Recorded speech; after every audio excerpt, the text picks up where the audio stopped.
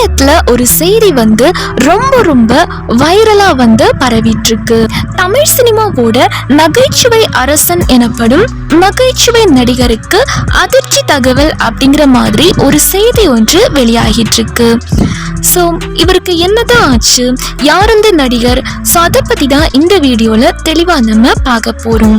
தமிழ் சினிமாவோட நகைச்சுவை அரசன் எனப்படும் வைகை புயல் வடிவேலு 1988ஆம் ஆண்டு அறிமுகமான இவர் 290க்கும் மேற்பட்ட படங்களிலும் நடித்துள்ளார்.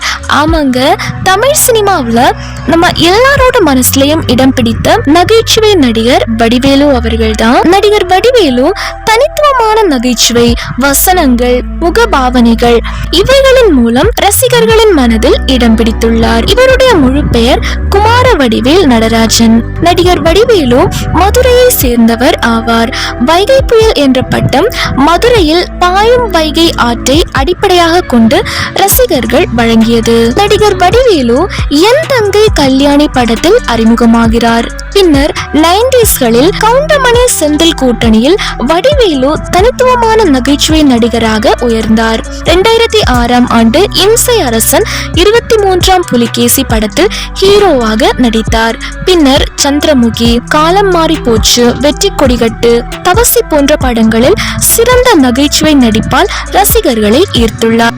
2005ஆம் ஆண்டு பெஸ்ட் காமெடியன் அவார்ட் இவருக்கு கிடைத்துள்ளது. வடிவேலு அவர்களின் மனைவி பெயர் விசாலாட்சி ஆவார். நடிகர் வடிவேலு அவர்களுக்கு 3 குழந்தைகள் உள்ளனர். தற்போது சமூக வலைதளங்களில் வடிவேலுவின் வசனங்கள் தான் பரவலாக பயன்படுத்தப்பட்டு வருகின்றன. வடிவேலுவின் வசனங்கள் இடம்பெறாத மீம்ஸ் இல்லை என்றே கூறலாம். தமிழ் சினிமாவில் தனக்கென்றே ஒரு சாம்ராஜ்யத்தை உருவாக்கியுள்ளார். இப்படி இருக்கும்போது காமெடி நடிகரா நடிச்சிட்டு இருந்த வடிவேலு அவர்கள் ஹீரோவாகவும் நடிக்க ஆரம்பிச்சாரு. ஹீரோவா நடிச்ச சில திரைப்படங்கள் வந்து அவர் நினைச்ச அளவுக்கு வெற்றியும் வந்து அடையல. ஸோ அப்ப எல்லாருமே வந்து சொன்னாங்க, நீங்க மறுபடியும் காமெடி நடிகரா மாறிருங்க அப்படிங்கிற மாதிரியும் கருத்துக்களை வந்து சொன்னாங்க.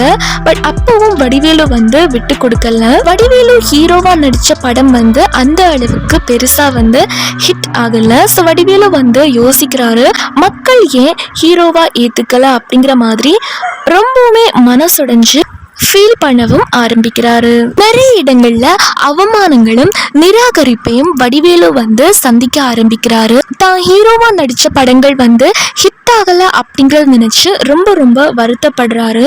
ஸோ இதனாலேயே சில காலங்கள் வந்து நடிப்புல இருந்து விலகி கொஞ்சம் ரெஸ்ட் வந்து எடுத்தாரு. அதுக்கப்புறமா ரொம்ப ரொம்ப யோசிச்சு ஒரு முடிவையும் எடுக்கிறாரு. மறுபடியும் நான் காமெடி நடிகராகவே நடிக்கிறேன், படத்துல சான்ஸ் கொடுங்க அப்படின்னு சொல்லிட்டு வாய்ப்பு கேட்டு நிறைய இயக்குனர்கள் கிட்ட போயிருக்காரு. பட் அந்த டைமிங்ல பாத்தீங்க அப்படின்னா வேற காமெடி நடிகர்கள் நிறைய பேர் வந்து வந்துட்டாங்க. ஸோ அதனால வாய்ப்புகள் வந்து கிடைக்காம வந்து போயிருக்கு. பட் இருந்தாலுமே ரீசெண்டா அதுக்கப்புறமா வடிவேலு அவர்களுக்கு படங்கள்ல நடிக்கிறதுக்கான வாய்ப்புகள் வந்து கிடைச்சிருக்கு காமெடி ரோல்ல.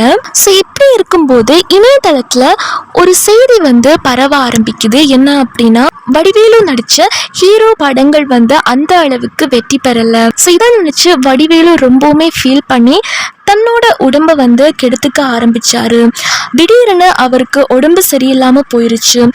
ரொம்ப ரொம்ப ஆபத்தான நிலைமையில வந்து மருத்துவமனையில சேர்க்கப்பட்டதாகவும் தகவல்கள் வெளியாகி இருந்துச்சு.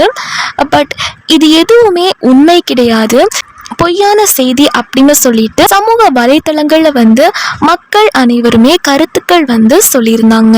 வடிவேலு வந்து ரொம்ப ரொம்ப நல்லா தான் இருக்காரு, அவரோட ஹெல்த்துக்கு எந்த ப்ராப்ளமும் இல்லை அப்படின்ற மாதிரியும் சமூக வலைத்தளங்கள்ல செய்திகள் வந்து வெளியாகி இருக்கு.